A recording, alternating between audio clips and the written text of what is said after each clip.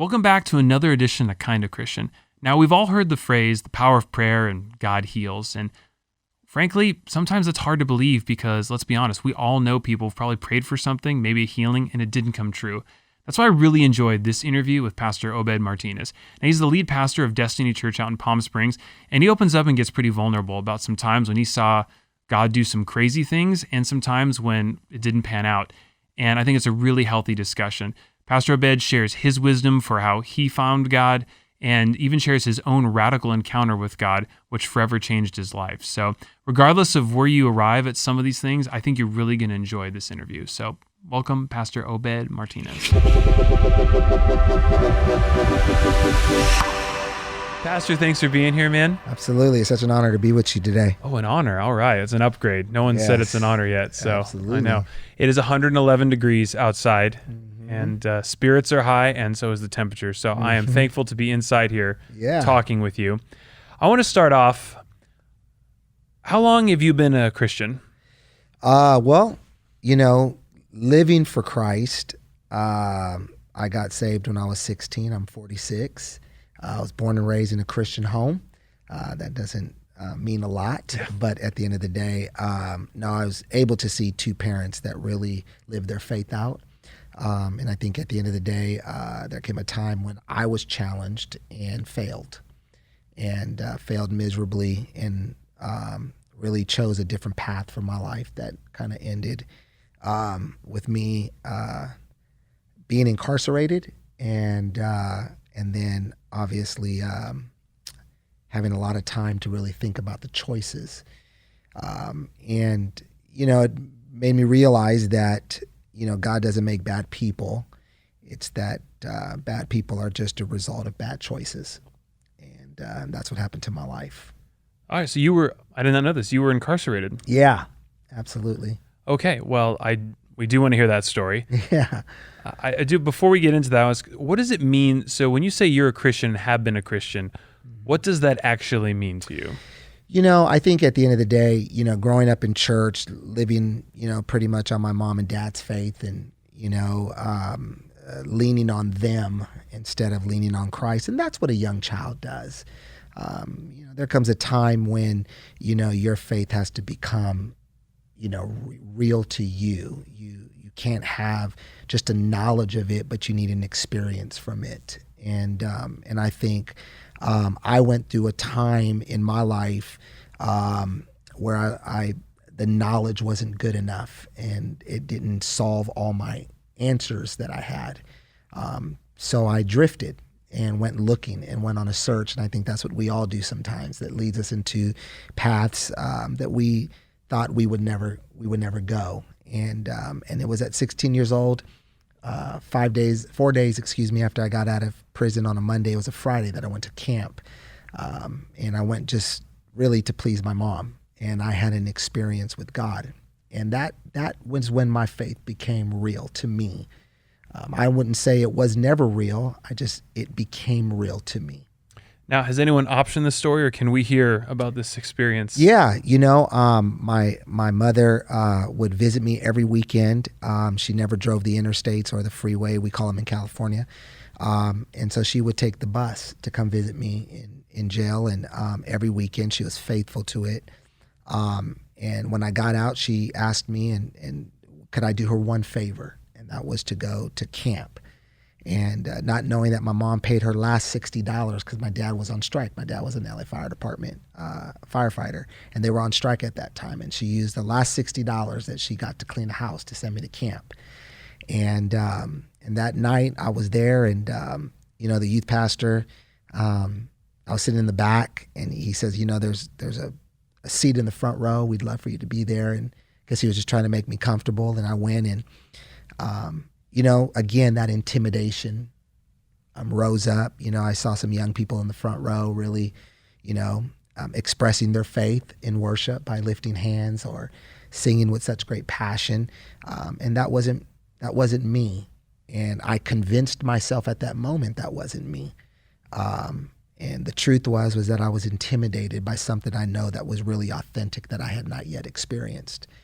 And our youth pastor went up there and said, if you love Jesus, just lift your hands, and the rest was history. So when you say an experience with God, did God meet you there? Did you feel something? Yeah, I lifted my left arm up, and it was an unusual experience. I never had felt nothing like that in my life. I've heard people say I feel the Holy Spirit or I feel Jesus, and honestly, I used to probably be the biggest mimic. We used to come home and play church, because that's all we were able to do in some sense, and we would mimic those things and joke around about them, and I believe God knew what He had to do with me. I believe He knew He had to have an experience with me where I would feel Him, where my life in some sense would be transformed by no one's preaching or no one's touch. And, the preaching hadn't taken place yet. Worship just ended. No one had laid hands on me. And it was just one of those real experiences that, again, it doesn't happen to everybody. And that's what I always like people to know.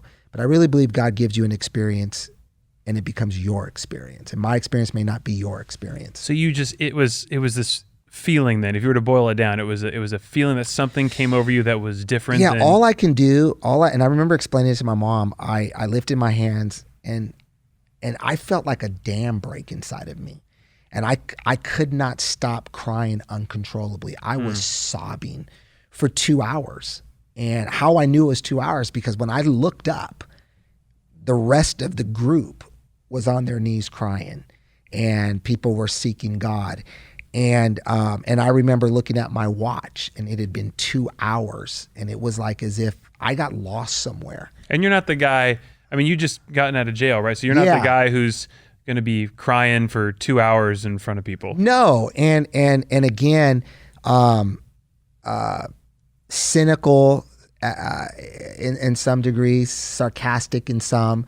And again, going back to what I had said, I believe that God knew I needed an encounter with Him for that faith to become more real to my life than just the faith I was living by with my parents. So when people hear these stories, on one hand, this experience was so powerful that you still talk about it today, 30 years later. Yeah. You're still transformed by this experience. Yeah. To a skeptic who might say, well, you were overrun with emotion, you had just had a traumatic point in life, you had just gotten out of jail. What do you say when people doubt experiences like that? I one of the things that I always tell people is we can argue the Bible all day, but we can't argue an experience. Mm-hmm. I'm not going to argue someone's experience that they may have, whether it was death or whether it was a loss of a friend or a loss of a relationship. One of the things I love about Jesus is that He validates people's feelings. He may not validate their actions, but He validates their feelings. And, that's found in the story of Mary and Martha when He comes to the tomb of Lazarus. He validates both of their feelings, but He doesn't validate their thought or their opinion of what and why He showed up 4 days late. And at the end of the day, if my experience to a skeptic in some degree can be argued, then that's something they're going to have to deal with. My experience is my experience. And that's why I'm saying the thing that I love about Paul the Apostle was that he never went around saying, hey, in order to be saved and to come to the knowledge of Christ, you have to ride on a donkey and be knocked off of it and then 3 days be blind. And I think some of the danger out there when it comes to faith is often we turn experiences into doctrine. Mm-hmm. And the truth is that I just believe everybody has their own experiences. It's why it's a personal relationship with Jesus Christ. So would you say if you were to look back, and you're right, no one's going to convince someone that what they experienced or did not experience, it may not even matter, right? But would you argue then that, hey, let's look at the result down the line, and if an experience is followed by a significant transformation, then it almost doesn't matter how real it was, right? Because it led to a real transformation, right? Absolutely. Sometimes it's hard for me. We have Celebrate Recovery here at the church, and sometimes it's hard for me to wrap my head around somebody who's committed to a 12-step program. And at the end of the day, do it day after day, week after week. But you're convinced of their discipline and their transformation when you see that new person, 12 months later, 24 months later, 10 years later. It's very difficult to doubt the experience when you see the fruits right in front of you. And I think at the end of the day, be a skeptic as long as you can, until those fruits become a reality in your life. Yeah. So since we're talking about experience here, and I know a lot of detractors from Christianity would say, well, if they walked into, I guess a good example would be like the Azusa Street revival, which took place, it was almost 100 years ago. And the newspapers are reporting that people are dancing and talking in strange tongues and they're laying all over the ground, and people think this is just crazy, right? So, but as a pastor and someone who's been a Christian for this long, would you say that these experiences are, there's a real things that happen in Christianity. Like there's just things we can't explain that go on. Yeah. And Ryan, I was one of them. I'll never forget sitting in our church as a young boy. Our Sunday school teacher was absent that Sunday, and we had to sit with mom and dad in church, and these people start giving these words out. And so they were so spot on. What do you mean when you say giving words out? You're like sitting there. They were saying worship had ended, and they were saying, kind of these words of exhortation. And it was like 3 or 4 in the congregation, and there's 1,000 people in this auditorium. So I lean over to my mom and I tell her, wow, did the pastor give them all scripts? Because they're all saying the same thing, Mom. And she's like, oh, no, that's the work of the Holy Spirit. And I'm like, wow, And so I understand from an outside perspective where somebody can be skeptic and somebody can look at that and go, man, that just logically doesn't make sense. And I think, the writer of Hebrews says in chapter 11, verse 3, he says, by faith, Enoch understood. And I think it's really hard to understand the things of faith if you're not in faith. But from an outside perspective, yeah, and I would encourage that skeptic to chase after it as you would chase after anything that you were skeptical of, that you knew in some sense there may be some truth in this. That's why I love, the way church is today. I love our church because at the end of the day, we always say that, man, all we're asking you each week is just take another step. We're not asking you to transform because that's not our job. But our job really is just take another step. And we're all in different steps when it comes to faith and in life. And what I may call someone's bluff on and being skeptic of their change in their life today might radically change for me 2 years from now, because I had an experience that brought about that change that at one time I was skeptical about. Oh man! So you mentioned words of exhortation. So in the Christian church, there are mentions of miracles, miraculous answers to prayer, healings, people knowing things about people they couldn't have known, prophecy, the idea of knowing things potentially about the future via the Holy Spirit. Is that stuff, in your experience, real? And is that something that you have interacted with or know people who have interacted with? Yeah. I know it's a big point of division in a lot of churches. Yeah. About whether or not that stuff kind of happens today. And again, I go back to your own experiences. And again, I would never, put that on somebody. I drive down Highway 111 here in the desert, and I pass by a lot of card reading stores. People are walking in there because they understand there is another world. Mm-hmm. There's a supernatural world out there. And they go and look for it. And because they want to be told, they want some assurance of what their future can look like. And so I don't hold prophecy only within the realm of the church. People are searching for it every day. That's why these tarot stores are still in business today. They're having to pay their rent. If not, then, it would be a sign that nobody was looking for something like that. So, yeah. So I think when it comes to miracles and it comes to prophecy, it goes back to that place and those people.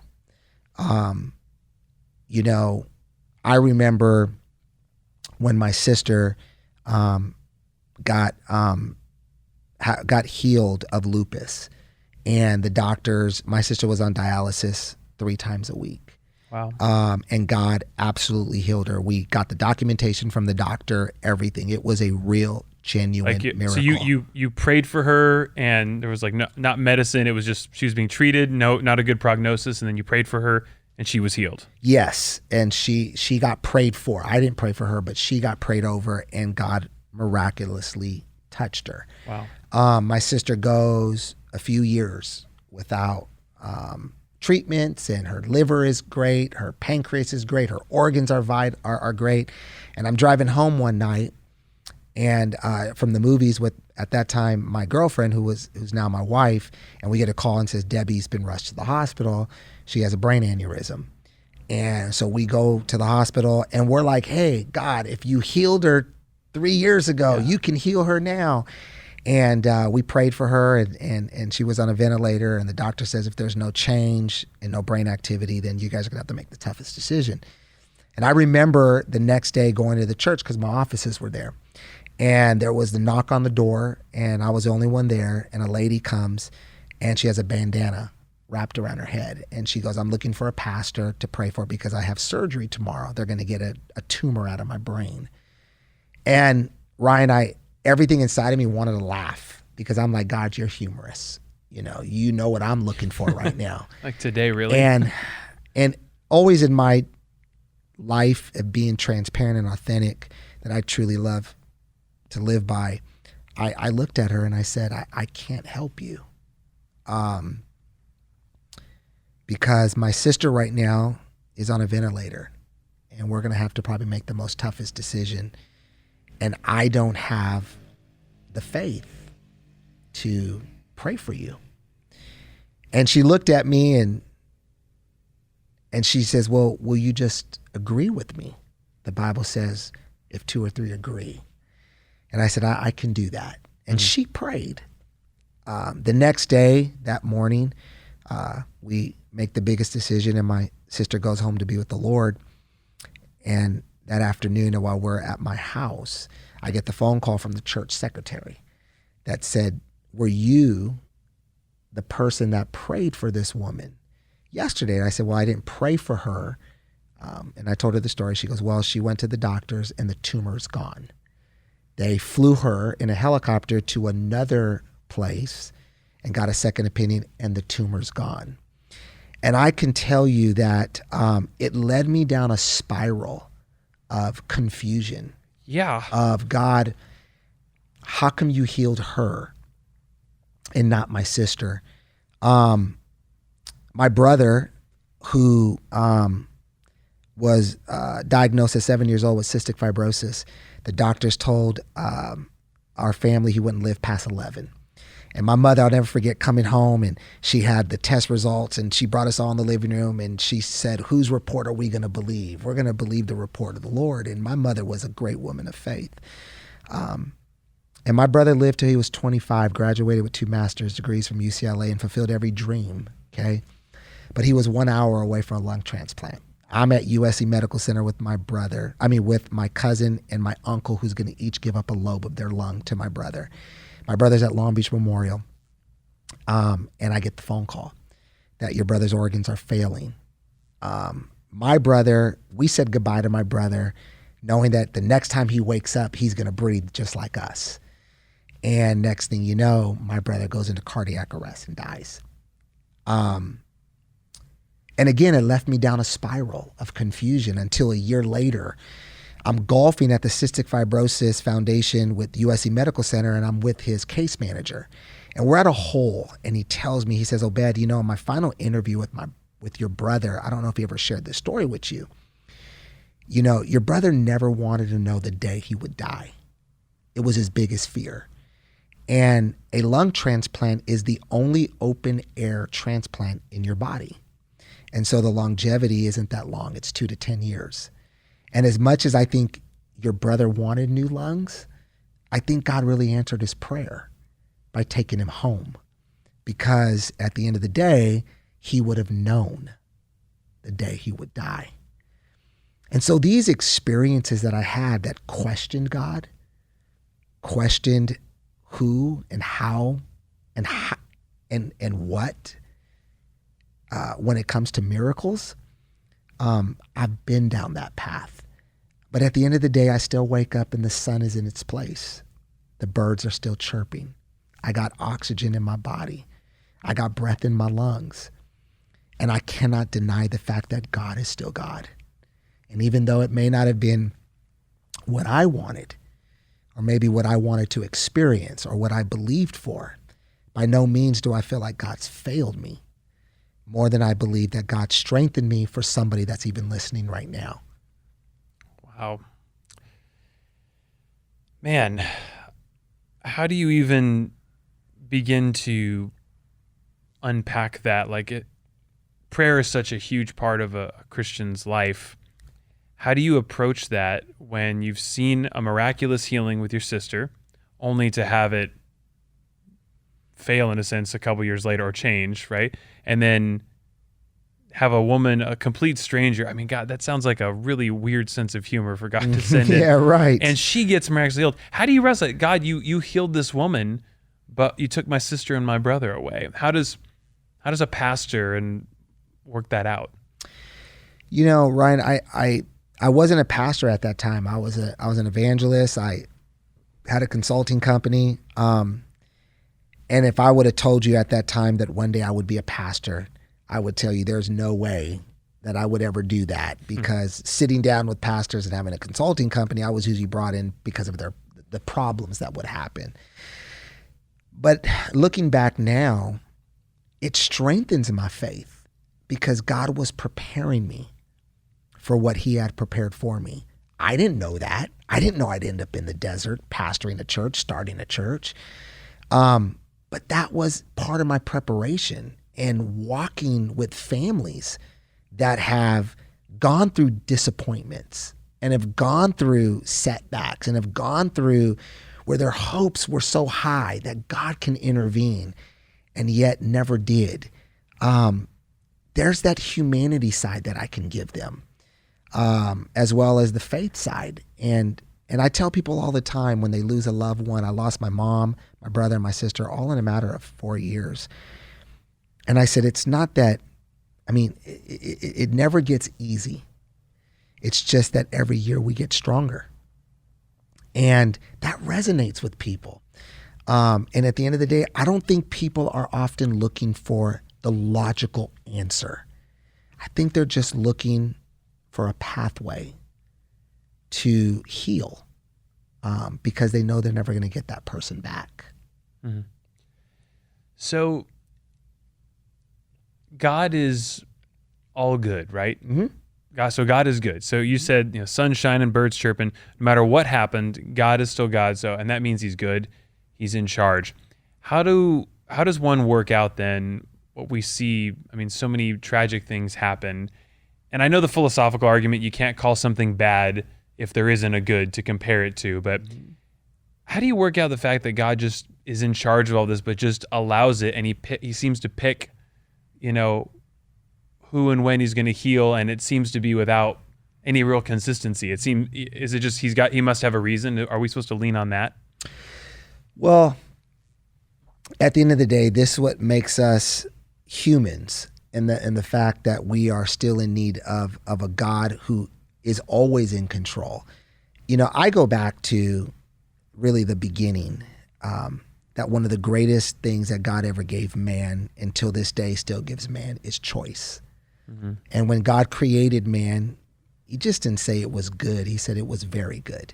This is a very good creation I created, man. This man is born in the image of me and carries my likeness, and gave us that choice. And the one thing that I always tell our congregation is that God didn't create bad people. It's that bad choices is what takes a good person to a bad person. And still, that one good choice that they can make by turning their lives over to Christ can turn that bad person back to a good person. God doesn't lose control. He allows things to happen. And again, those are the choices of people. And yet at the end of the day, when we look at the scriptures and we study them, we realize that miracles were really for the unbelievers. It was really for the person that didn't believe, that needed this type of moment where they would realize he is God.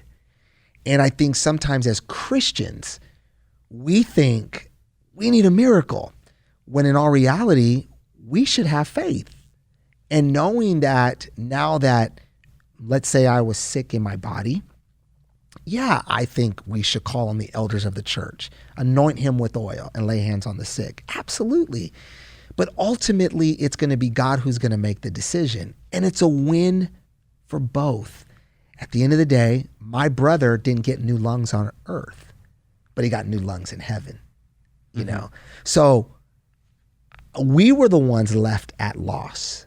But for my brother, it was a win. For my sister, we were left at loss. But still, my sister went where she desired to be, ultimately, and she just beat us there. Now, was that accidental? Was it providential? I don't know. At the end of the day, I just know that God is still in control, and it's all I can trust. So how do you work that out as far as how much God is in control of our lives? Choice is really important. I guess I'm asking, how do you decide what to sort of inquire or pray about, and what is God? How involved is God in your life? You might say, oh well, picking a person to marry, that seems like something that would be very high on his priority list. Family decisions, where to go to school, all the way down to what do I have for breakfast? Yeah, right. So if we have choice, where does choice and God's intervention collide? Yeah, and I think where it really collides is your soul. It is the connector to your body and your mind. And when I look at, when God said to man, or when God said, I will create a woman to be the helpmate for the man, he really didn't give no description. Again, that's choice. Do you like brown hair? Do you like blonde hair? Do you like blue eyes? Do you like brown eyes? I don't think God is into those details. I think he is looking at that person as he does all of us. God created us equally, but he designed us distinctively. And at the end of the day, sometimes we get that confused. That, when I was a singles pastor, There's a title, there's a singles pastor? Yeah. And trust me, I was successful because I had about 25 and I ended with 2. You know what I mean? So singles pastor, your metric of success is a diminishing congregation. Yeah, absolutely. That's the only flock. That's the only congregation that should be part of the congregation. That should be going the opposite direction. Singles pastor. But we would get into these talks, and it got to a point where it was like, listen, if you can't get past my eyes, you're not going to get to my heart. And I think Christians sometimes over spiritualize things like, man, I just love the way they worship and that's what I'm attracted to. Well, that's not going to arouse you. Okay. So at the end of the day, God created for man to recreate, and you have to be attractive to them. And, you want to take care of yourself. You want her to take care of herself. And we muddy the waters. And one of the things that I always tell young people that are looking for a mate, I said, look if they fit your future, you got to make that choice. And it's what I did with my wife. My wife, she loved the Lord. I love the Lord. Okay, well, that's a good start. She was attractive. I'm attractive to her. That's a good start. But what ultimately led to the decision to say, we're in this, and we dated for 9 years. You dated for 9 years before you got married? Yeah. Whoa. We were high school sweethearts, college sweethearts, and got married. All right, so why did you put that off? So great question. I was 18, she was 16. I went off to college. She then graduated, went to college, And because we knew we were going to marry each other, there was 2-3 weeks we didn't talk to each other because we were in final exams or we were in study groups. But there was this, we knew we were meant to be with each other. Not that we had this epiphany moment, but because we decided that our futures fit, and we're attracted to each other, and we really believe that God, brought us together in some sense. And so, we never had to worry about relationships, what other relationships went through, because we have already decided that. So it was interesting. Relationships start off by where they're at and they're working their way towards the future. We started kind of at the future and made our way back to the present. 18 years of marriage, now 27 years being together. It's been the joy of my life. Well, since we're on the subject of marriage, we usually don't cover this till the end, but as a pastor, former singles pastor, what is the number one thing, or I should say number one thing you need to have for success, for a successful marriage? What is like the most important thing for a successful marriage? I think the first thing that you have to have a successful relationship that will lead to a marriage is a whole heart. Love never comes in pieces. And I think what sabotages what could have been a tremendous relationship was that still there was some broken pieces in the soul of that person. And you will bring in those pieces into a relationship that started whole. And you will find yourself repeating what just took place in your last relationship. And so I say, get healed before you get into a relationship, because you're only going to sabotage you and yourself and this person by just offering pieces. That's the first thing.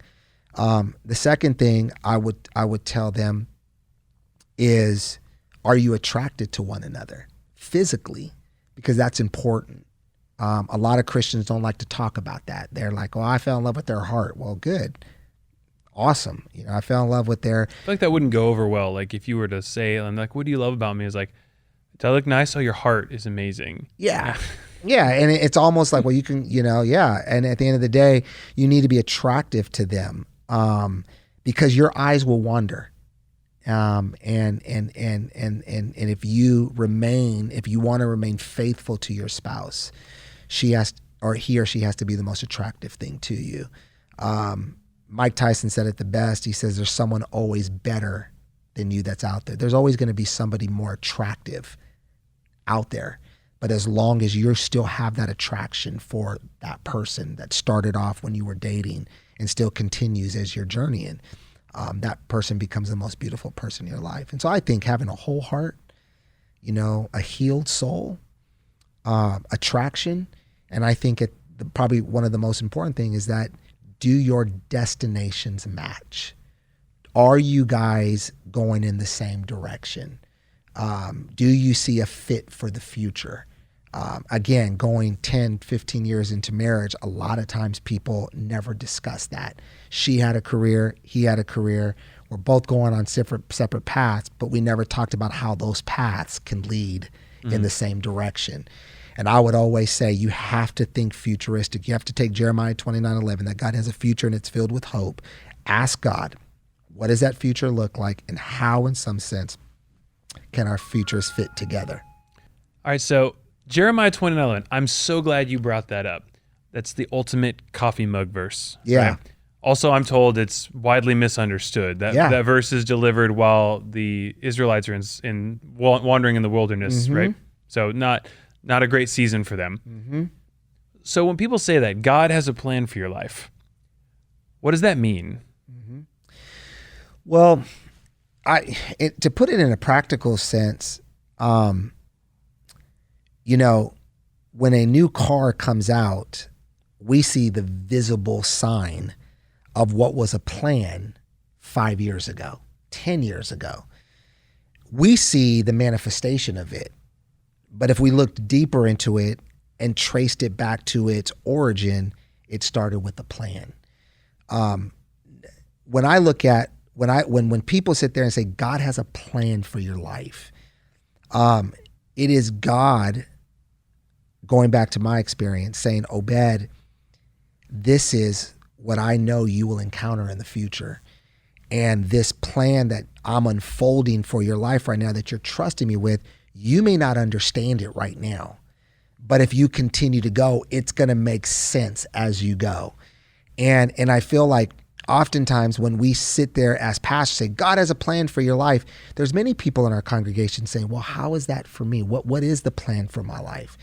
And I really believe that comes back to going to your Creator, going to the person you have a relationship with, him, and asking him. It's going to his word. And what does his word say about the plan that he has for my life? Plans to prosper, plans to grow, plans to love, plans to serve. There's all these different plans that God has for his people. But again, a lot of times we're looking for that tailor-made plan just for me. And if I can't find it, then it doesn't exist. And therefore, I'm disappointed at God because I don't believe he has a plan for my life. God does have a plan for your life. So when things go wrong and we see, premature death, we see massive career failures, bad decisions, is that the plan gone wrong? Was that part of the plan? When it goes back to the plans, I can only go back to my own experiences. And at that moment, when each one of them died, I had no idea the plan. I was confused, Ryan, because I had a plan. Mm-hmm. My plan was my brother was going to get new lungs. I had a plan that, my sister would overcome this brain hemorrhage because she was healed of lupus. And I quickly understood that my plan was not his plan. And then finding out a year later through my brother's caseworker, God's plan then made a lot more sense than my plan a year prior to that.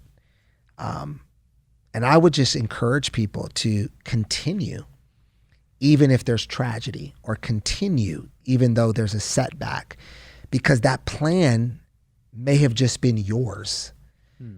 And you'd realize if you stay in faith and you continue to trust, then ultimately you're going to see a plan in a different perspective and a different light. And I like to say it like this: God always has a different view of our life than we do. I'm driving up to Big Bear and I stop at CVS right before you start the windy turn going up thousands upon thousands of altitude.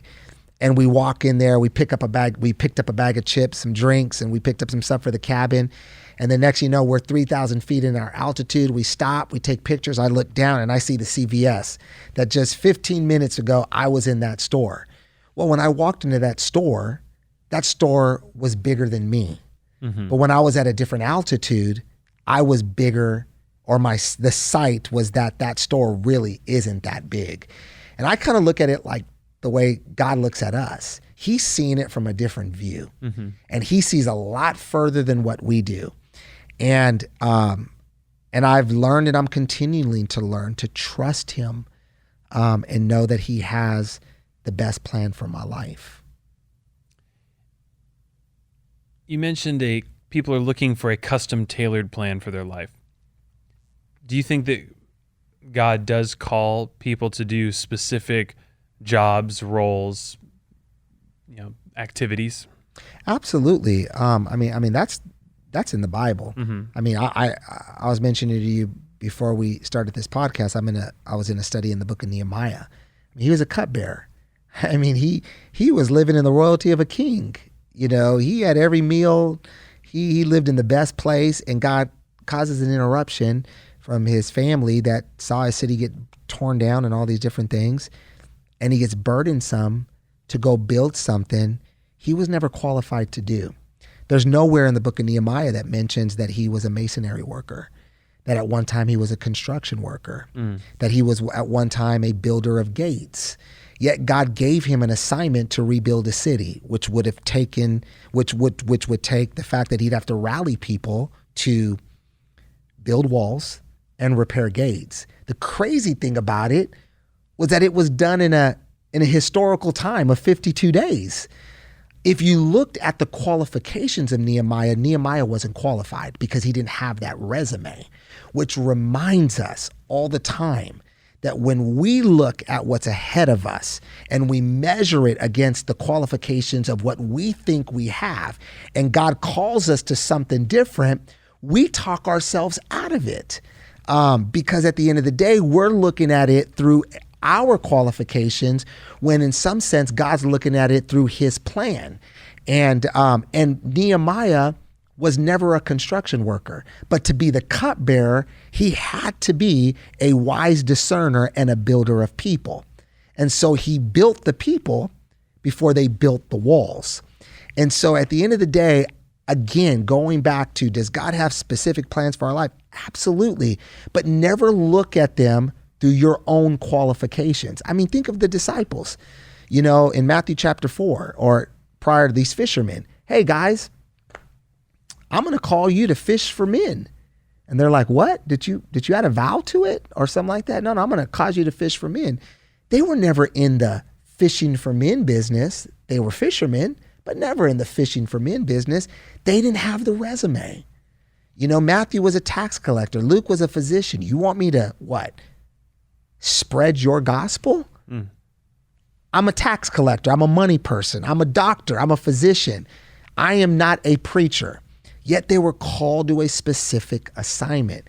And I really believe that where we get lost in the translation is that we're always looking at it through the lens of our own qualifications, when we have to be reminded that God came and sent his son Jesus to requalify the disqualified. Sin disqualified us.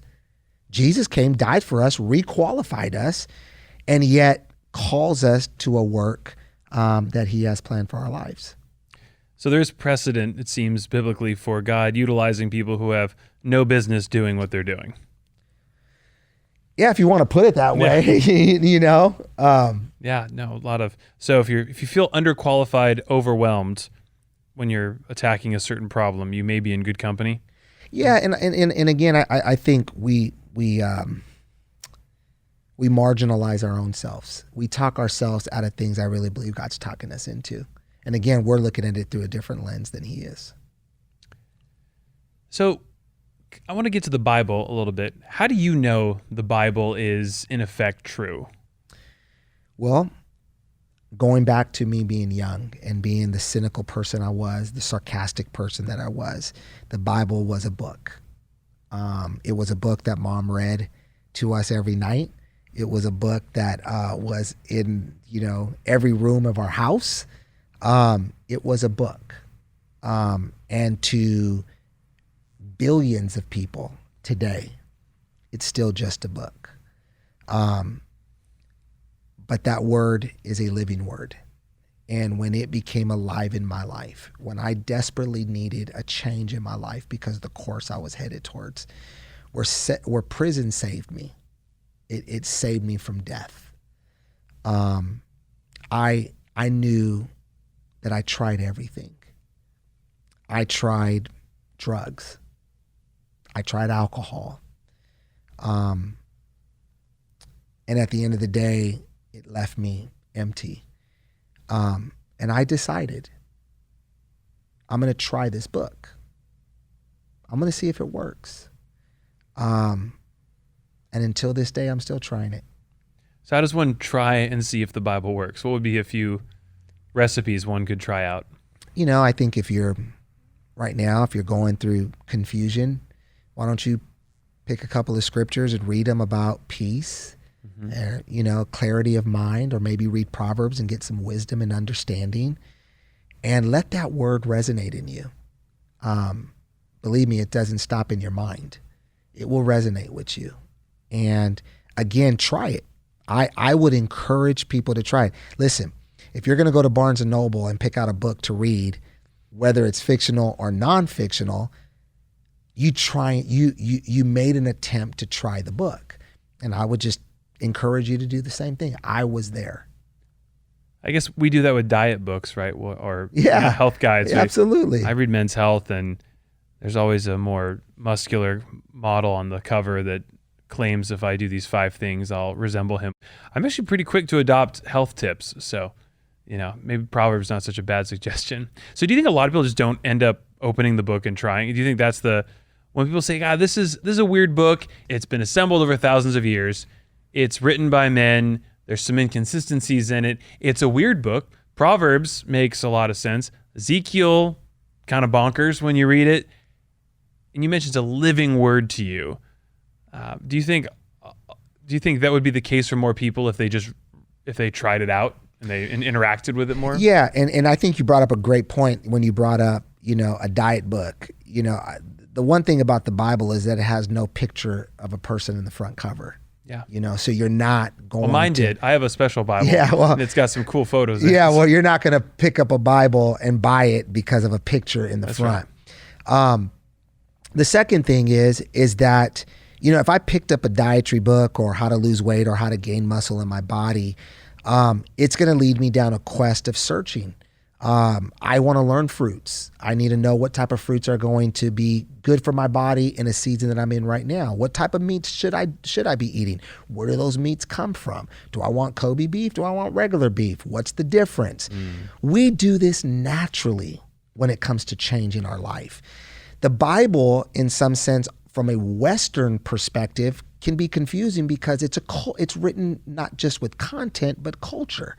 And so a lot of us don't make the cultural connection with some of the content that is written. But if we did the research, let's just say that we would do if we were figuring out what kind of meat we're going to eat or what type of vegetables should we have that's going to work for where I'm at today when it comes to the body I'm trying to build, then at the end of the day, you're going to find that there is some great truths in there that you can apply to your life. Why do you think we have to seek out the truth about it? One thing I've always struggled with is that some books like Proverbs, Song of Solomon and Ecclesiastes, there's a lot of instant wisdom in there. Mm-hmm. And then other books, like we mentioned, you have to really know the cultural context and what was going on. And, it's not until I opened up a commentary that I was able to see I see the parables that it oftentimes, especially with the prophets, right? God is telling a prophet, hey, go and take a pot, put a bunch of bones in it and boil it. Yeah. And then point to the people and say, you're the bones in this pot. It's a very interesting way of doing things, right? 100%. And I go, well, that doesn't really seem relevant. No one's really doing that today. So why doesn't God update it a little bit? Or why doesn't God update Revelation? Why are we using a book from thousands of years ago written to kind of one culture at the time to base our entire walk of life on? Yeah, and the beauty about the scriptures is that they transcend time and they transcend seasons and they transcend fads. The Bible is something that is consistent. And I think when we look for self-help books or we look for what can we read to improve our lives, you're not going to pick up a book 15 years that was written 20 years ago. It is going to be obsolete. And when you read the Bible, there's something about it that even though it was written 2,000 years ago in its cultural content, there's still some truths to it that you can apply today. We're not going to sit there and, women, you sit on one side of the church and men, you got to sit on the other. That could be culturally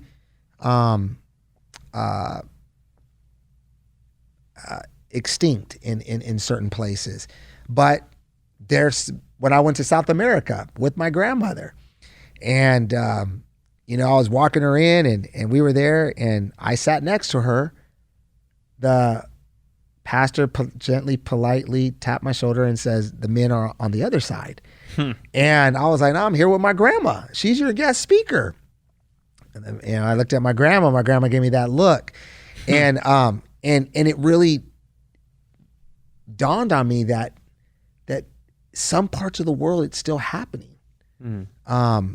Some parts of the world, there's bones being put in a pot. It just may not be here in America. So I try not to look at the Bible in a sense to where whereas God has done things to, in some sense, throw the baby out with the bathwater. I would just sit there and go, man, he used that for that time. It doesn't mean that he'll use that particular thing for this time. I mean, I sure hope he doesn't tell me to get a pot and put bones inside of it. That wasn't even the worst one in Ezekiel. Ezekiel, you know this. Yeah. He's got to lay on his side for 2 years. He has a side plank on his left and right side. Has to cook his food over human excrement. Yeah. But then he appeals that. Yeah. I read that, and God says, you're right, you have been good. You can use cow excrement instead. That was the reprieve he got.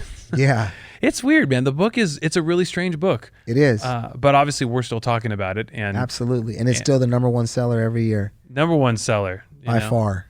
I know. All right. So another thing I want to ask you, because I always find this area interesting, is you mentioned and people who recognize there's another world. So kind of a weird topic that gets brought up in Christian circles too is this idea of spiritual warfare.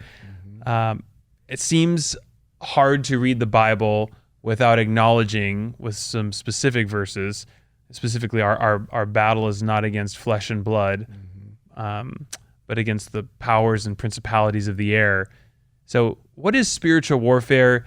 Is that an allegorical thing? Do you think that's a real thing that's just like constantly going on around us? How do you view and interpret spiritual warfare? Yeah, I think obviously going back to even how we were born. I mean, we were born spirit first, flesh second, and this was the reasoning of us having to be born again. Nicodemus talked about that. What do I need to do? Return back into my mother's womb and come out again. That's the question he asked Jesus. So we are spirit beings living in a body. We are of another world. We are sent here on earth as our mission. God created the heavens for himself. He created the earth for his children. Be no different than, us creating, as parents, creating our home and then buying a home for our children where they can enjoy it. And so that fact that we are spirit beings before we were human beings lets us know that there is a spirit world. And again, I go back to those who are listening today that go, man, come on, are you serious? There's no denial that people know there is this other world or a world, that there is a battle going on today. It's amazing in times that we're looking at today with the COVID, with the racism going on today and the injustices, that people who are far from God or far from a belief with God would say, this is satanic, or this is the work of the enemy. What enemy? What are you talking about? And so there is something in every single person that relates to another world, because we are spirit beings before we were human beings. And every one of us, even as kids, we're searching. We all went through the phases of wanting to be superheroes, because the superhero came from another world, got supernatural power from another world. And so we're drawn to that. Why? Because there's something inside of us that we may have not paid a lot of attention to, because we're more focused on the exterior and not the interior. But I've talked to thousands of people who are not in faith that will tell me all day, oh, I know there's a spiritual warfare, or I know there is another world out there. I just don't know if I want to acknowledge it at this time. But I think there is, in some sense, within all of us, a sense of knowing that there's another world out there. There's another battle that's going on behind the scenes of the battle we're seeing right now. And so, if the Bible says, resist the devil, the Bible says, the battle is not flesh and blood, but there's a prayer component to that, to fighting this other realm.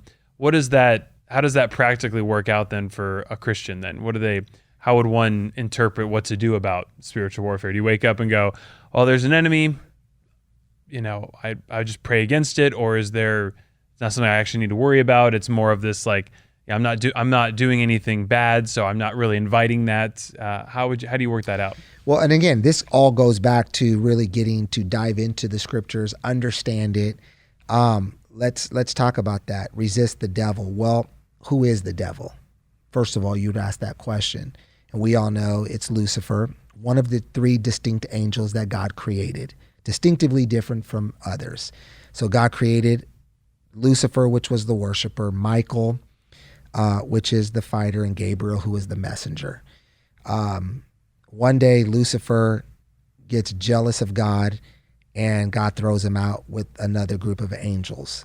Okay, so all that heaven is left with now is Michael, the fight, and Gabriel, the message. So God decided, you know what?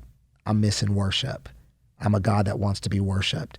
So he made man for its one purpose, and that was to be a worshiper of him, that we would worship the name that's above every name. So why does the devil hate us?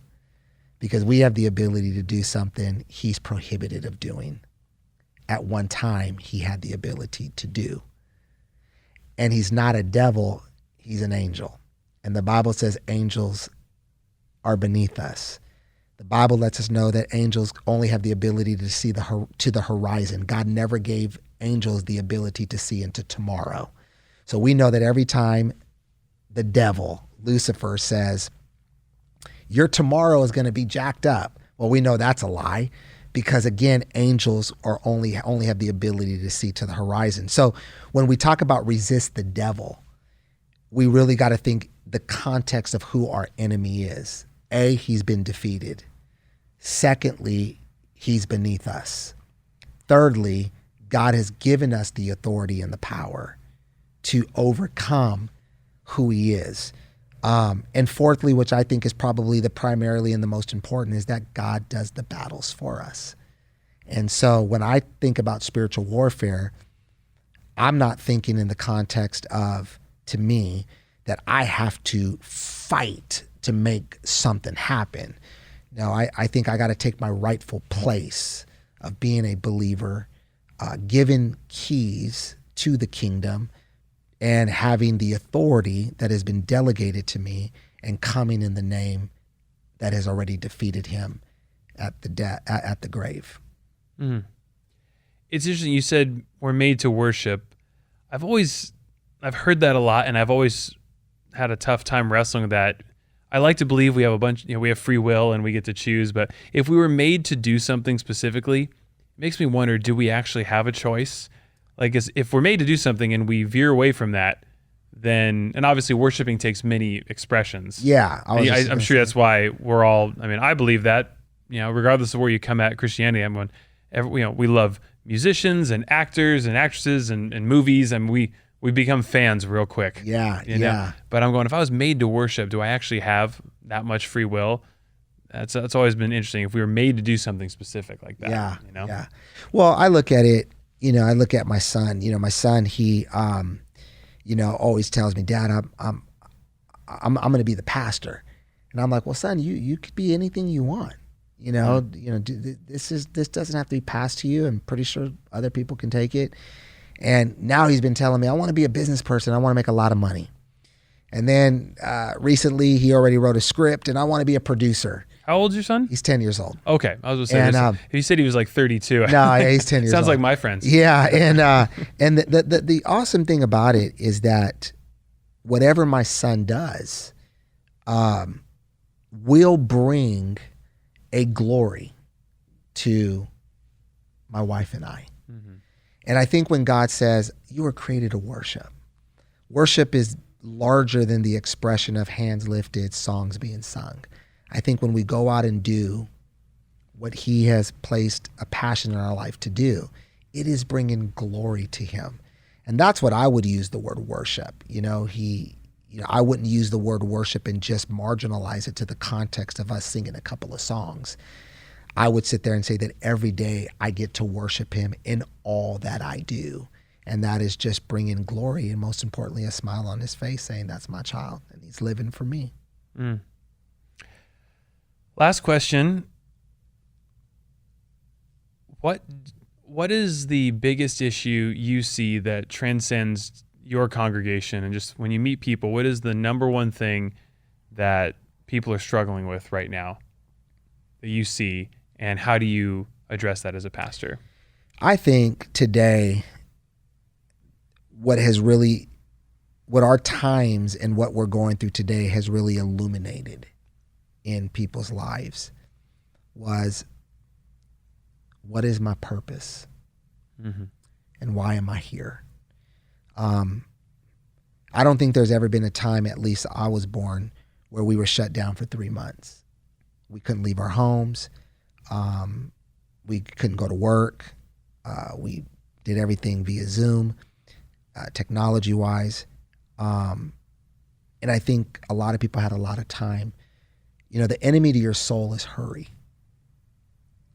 And everybody's in a hurry. They want to get there fast. And we slowed down. We actually stopped. And I think a lot of people got a great picture of what their soul looks like.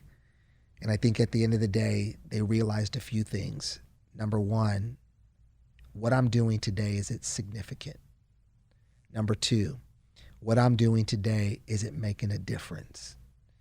And number three, what I'm doing today, is it the legacy I want to leave? Mm-hmm. And I think people are really asking the right questions right now. I think with everything that's happening is causing us to come to the table, but more importantly, take an inner look at our soul and see and notice how disconnected we have been, because we've connected ourselves to hurriness, to busyness, and we've rewarded busyness when busyness is the opposite of fruitfulness. And so at the end of the day, I think that we're hearing more and more, what more can I add to my life that will have significance? I lead a Bible study on a Wednesday morning and Thursday morning with high achievers. And all of their businesses are booming right now, but there's still that dissatisfaction in them. And they're realizing more and more that I want to attach myself to something that's significant, that is going to actually make a huge difference. And I believe the stage has been set. I believe in the midst of chaos, Christ is magnified. And I really believe that what the enemy meant for bad, God's going to turn it around for the good. But he's just looking for people. And we always have to remember that leadership is at its best when problems are at its worst. And God is always looking for that leader, never in a good time, but in a bad time. We look at the Bible. When these men and women arose to greatness, was pendant on the magnitude of the problem that they were called to solve. And so I have a different outlook on what's going on today. People are saying, oh, things are going bad, man, it's so bad, we're so divided. I'm going, whoa, the opportunity for leaders to rise out of the ashes right now, that in the next year, there are going to be people you never heard of that are going to be at the front line of these solutions. And then if you trace it back, you're going to see that all this time that they went through, God was preparing them for what he had prepared for them. That's nice. I like hearing a little optimism right now. Yeah. A lot of negativity out there. Yeah. Lots of it. That's great. Well, this has been awesome. Thank you so much. We covered spiritual warfare, marriage. I know they're not the same thing, but biblical inerrancy.